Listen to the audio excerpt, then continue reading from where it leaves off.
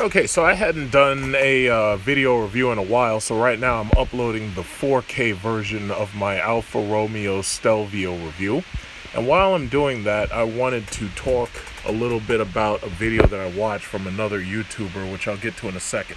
But real quickly, I want to show kind of a reviewing of a video that I had done a while ago about the fact there's just too many Jeep SRTs on the road that look the same.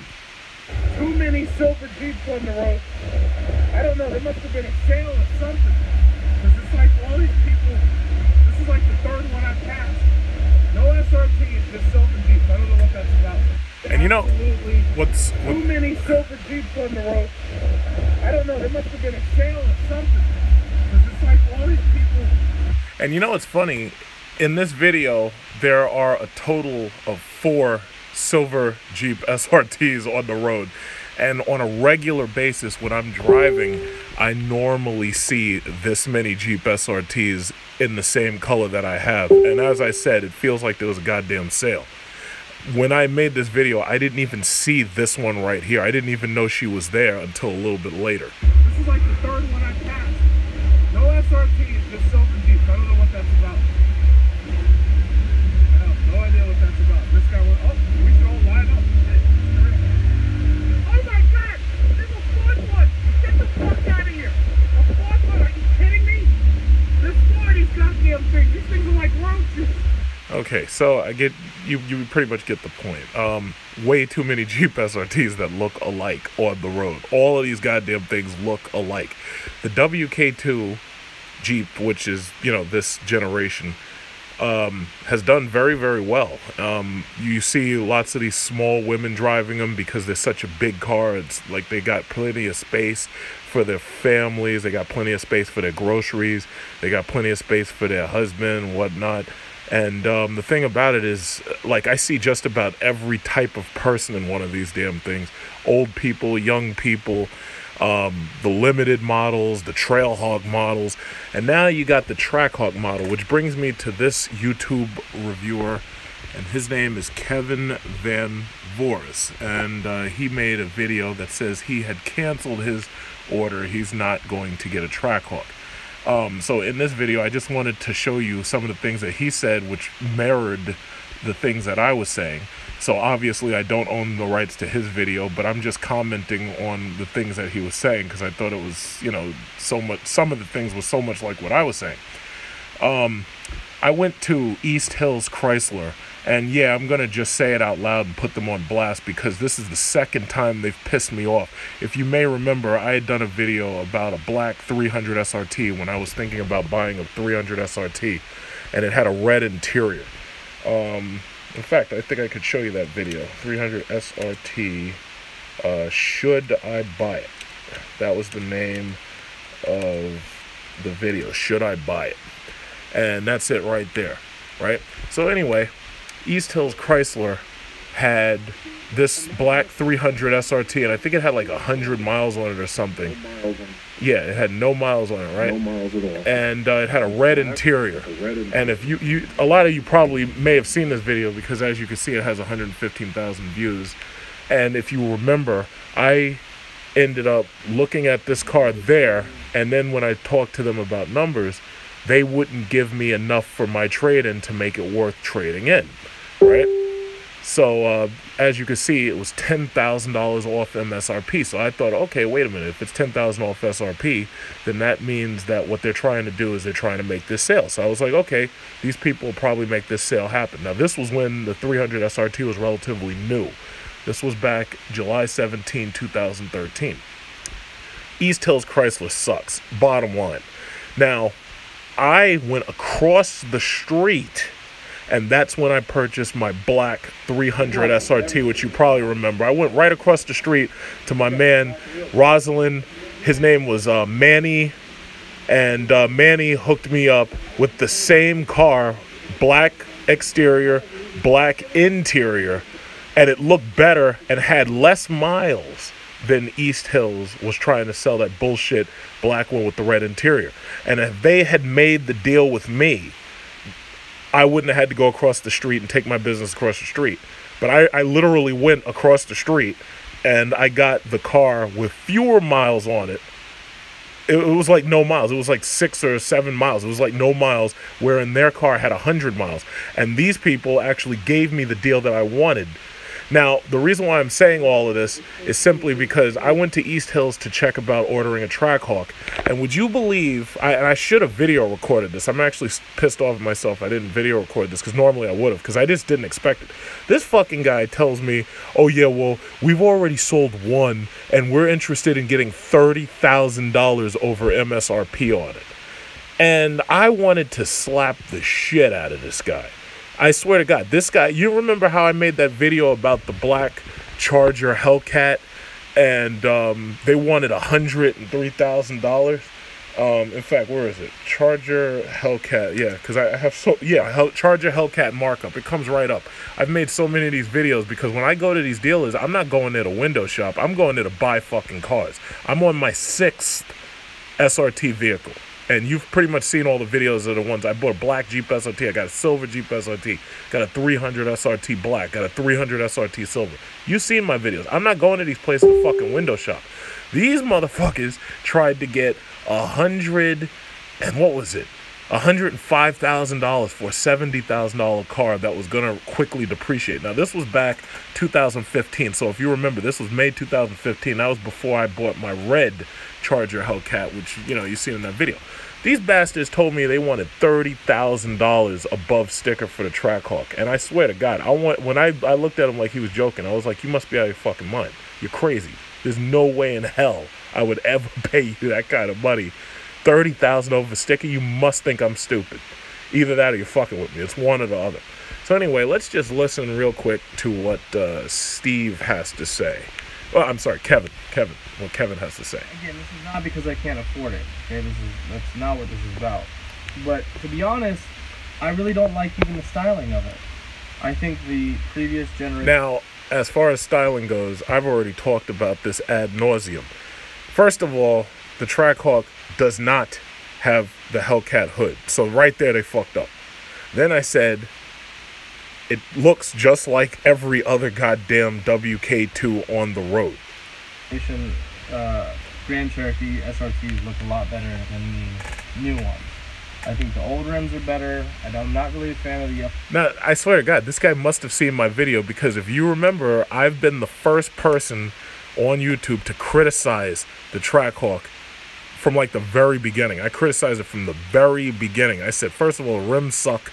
I don't know where this yellow caliper bullshit comes from, but I can deal with the yellow calipers. But the rims, the new rims from the 17 sucked, and that was before the TRACKHAWK was even introduced.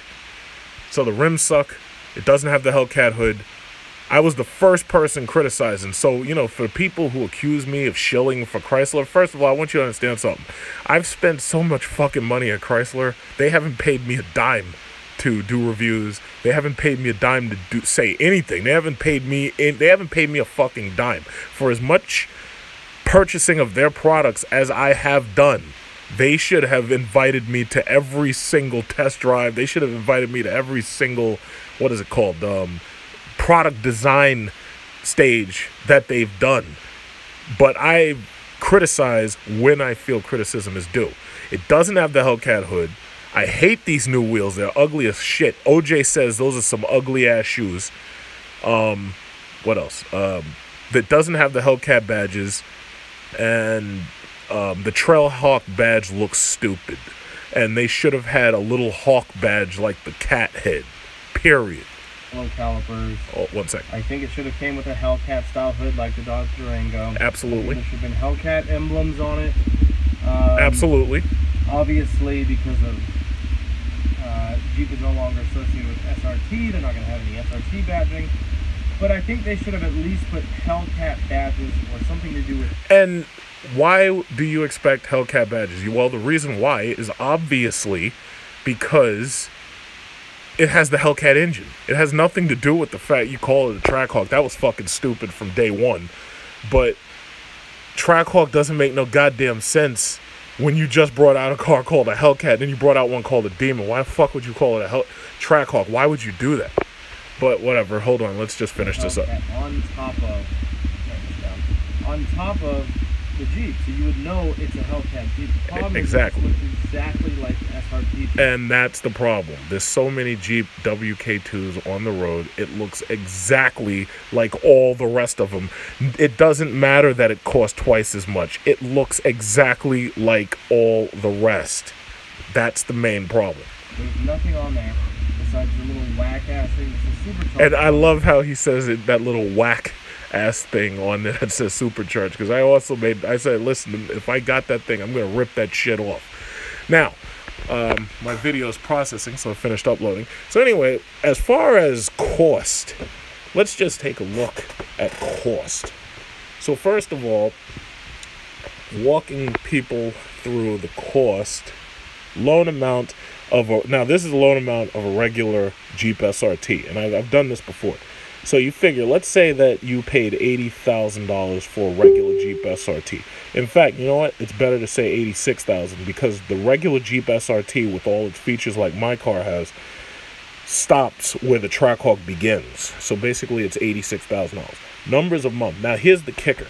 When you purchase one of these SRT cars, what they usually try to do is they try to stretch the term as long as they can stretch the term in order to give you the payments that you want, which you want to be under $1,000, right?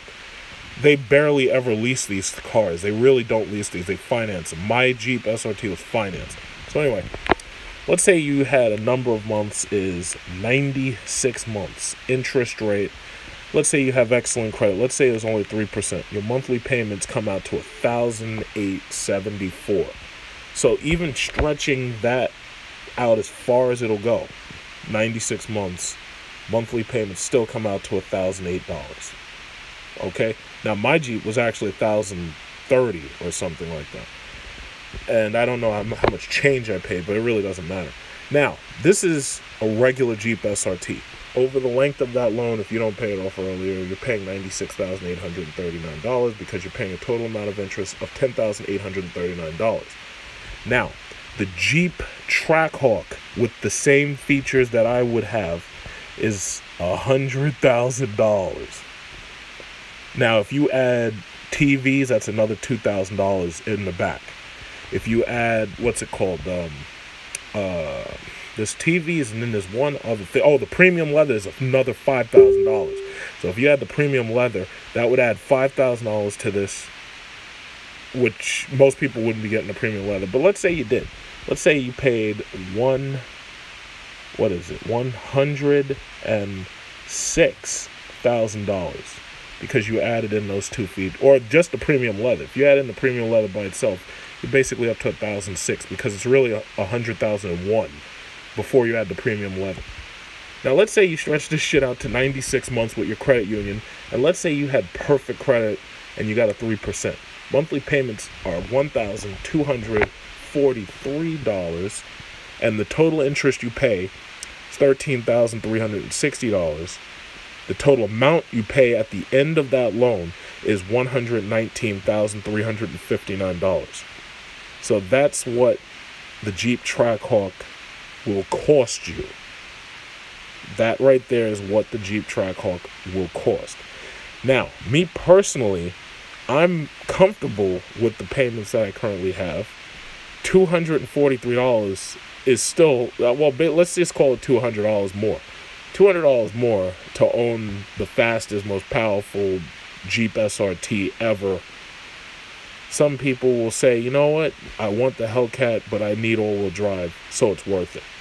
And they'll say, okay, fuck it, if I can afford an S-Class, or if I can afford a Tesla Ludicrous, okay, yeah, I'll pay it. Here's the problem, though.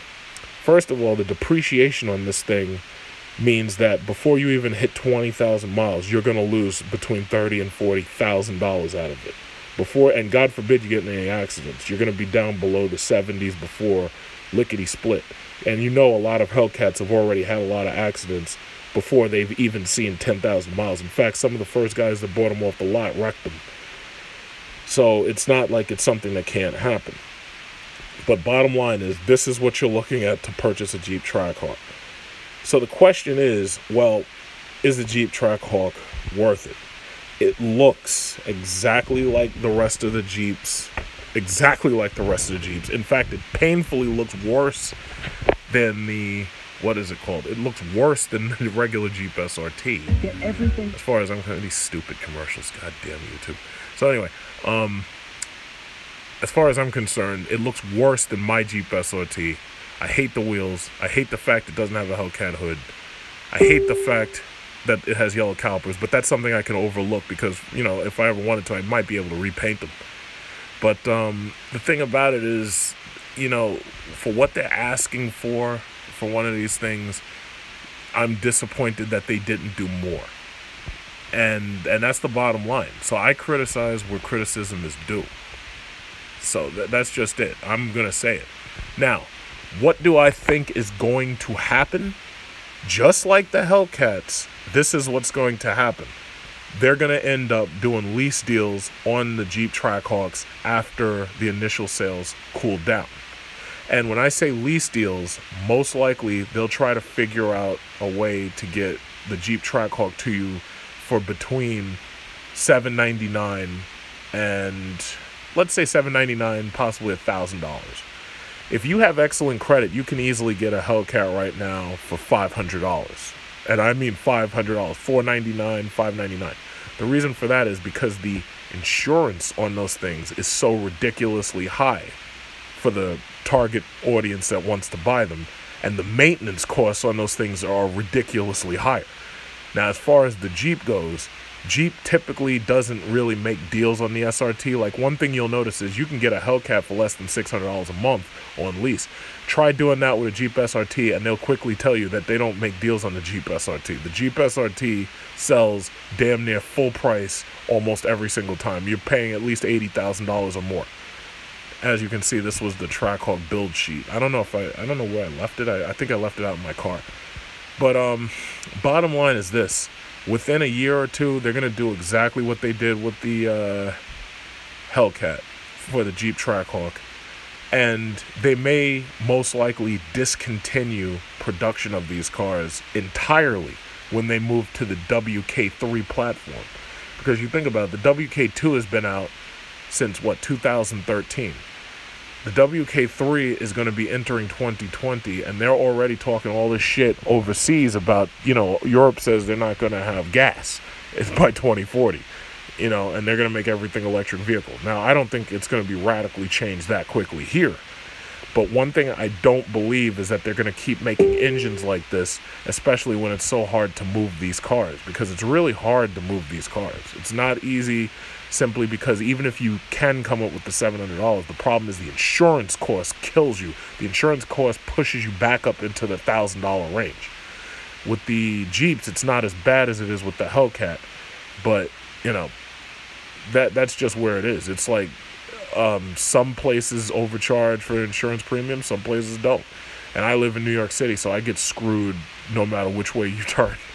You damn near get scared to park your car on the street because if somebody injures it, you're going to lose a lot of value and everything. But I totally understand the reason why this dude is saying the exact same things I'm saying. A lot of people are going to back out of purchasing a TRACKHAWK because of the cost. Because some people, there's some people buying property right now. I already got property. But there's some people buying property. There's some people who are looking to buy property. There's some people are starting families. And to tell you the truth, a $1,500 Jeep is not something that a $1,500 a month Jeep, I should say, that costs $100,000 over the next 8 years, 96 months. Isn't necessarily something a lot of people are trying to jump into. And that's just where this is. So my thing is, most likely these things are going to end up just like the Mercedes S-Class. You're going to see these things being leased. Because you think about it, Mercedes S-Class, you can lease those for about the same cost. But the thing about it is FCA knows that they're going to have a hard time selling these things. But what pisses me off is these dealers who are trying to get overages. That really pisses me off because, first of all, this thing's $100,000 and you're trying to get $5,000 more. You're trying to get $10,000 more. And for this guy to tell me $30,000 more, I swear to God, I wish I had recorded it. I'm stupid. I should have recorded it, but I just wasn't thinking. This guy told me $30,000 over sticker. And I gave them a negative review on Facebook. And I should have done it the first time with that Chrysler 300, but I didn't do it then. Because back then, Facebook wasn't really letting you do reviews of companies. But this guy told me $30,000 for the TRACKHAWK over sticker. And I just smiled and I was like, yeah, I don't think we can work anything with that. And I just left. But the reflex action was for my hand to like come out my pocket and just slap him right across the face. But you're not allowed to do that because the police show up and the next thing you know, you end up choked. You know, this is NYPD. You can't screw with these guys. But that's where we are. And the thing about it is for somebody to say, yeah, you know, I don't want to buy this thing, I totally understand why they wouldn't. In fact, basically, if you really wanted that kind of power, you're better off getting a Hellcat. But then your issue is, well, what do you do about all-wheel drive when the winter comes around? Got to have something to deal with both issues. So that's basically what I wanted to say. My Alfa Romeo Stelvio 4K video is still processing. As you can see, I got, you know, the monitor setup going.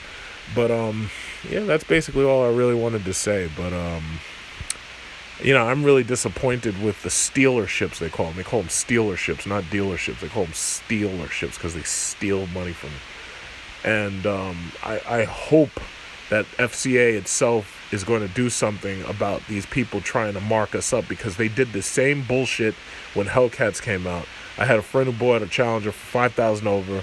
I know somebody who bought a Charger for $10,000 over. And the thing about it is they were so pissed off because the resale value just drops.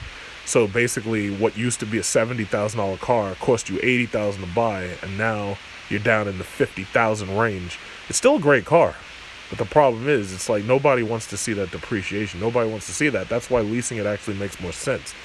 The only winner is the person who buys it secondhand, because now, even though they're getting screwed on maintenance still, because, you know, all this shit is expensive, you know, that's just what it is. And somebody, King Rich, said, how do I feel about the fight last night? Now, you know me, I don't shy away from unpopular opinions, but that fight was absolute fucking bullshit. And that's the simple fact of the matter. I don't know if you remember that movie. I swear to God, the same shit happened. Do you remember that movie, The Great White Hype? Did anybody see that movie? The Great White Hype has Samuel L. Jackson. This movie right here, Great White Hype.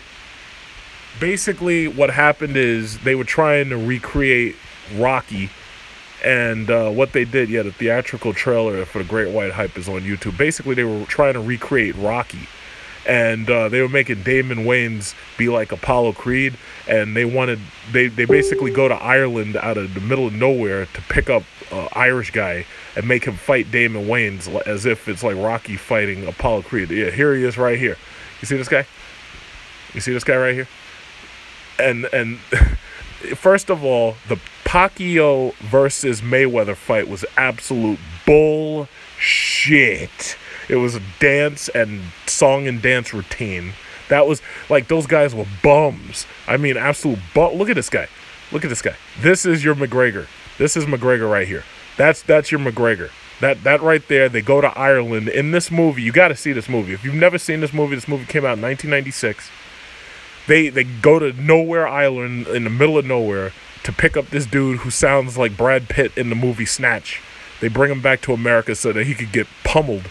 And they try to get white people's hopes up that this guy's going to beat him up so that this way all of the trolls and the KKK and the alt-right, that this way they'll be able to say that they won one for the white race. And I swear to God, but that's exactly what happened in the movie. It turned into a big racial war. You know, I swear, but that's exactly what happened. That I can't make this up because that's what happened. So if you haven't seen The Great White Hype, rent it, get it on DVD, whatever you can do. In fact, they should have been showing this movie on HBO before the Floyd Mayweather fight. But what bothers me is that Floyd Mayweather is going to walk away from this, oh yeah, I've got 50-0. But the thing about it is you didn't fight nobody. Like, Pacquiao was fucking bullshit. I didn't even know who Floyd Mayweather was until I watched the Pacquiao fight. Pacquiao, that fight was a fucking joke. This fight against this guy, first of all, this guy is an MMA fighter, and MMA doesn't have the same endurance as an endurance boxer. I mean, come on, that's ridiculous. You're putting him up against somebody who in an MMA round, that round would have been over like 10 minutes ago. And this guy is about to get his ass knocked out. And then this is what really bothers me. Everybody's talking all this shit, and I don't know if you've heard of this before. Did anybody remember the Tyson versus McNeely fight? McNeely. If you look at the Tyson versus McNeely, when Mike Tyson first got out of jail and he first fought this guy, Peter McNeely, I believe his name was, right? Peter McNeely versus Mike Tyson. This was when Tyson first got out of jail.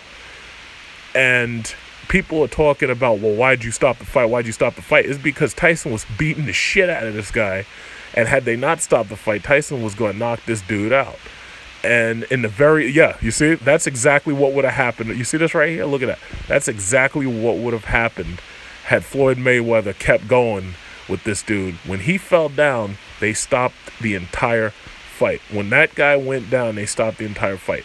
Like, some people think, I want you to watch it because, see, I can't show you the entire video because obviously I get a censorship or a copyright flag.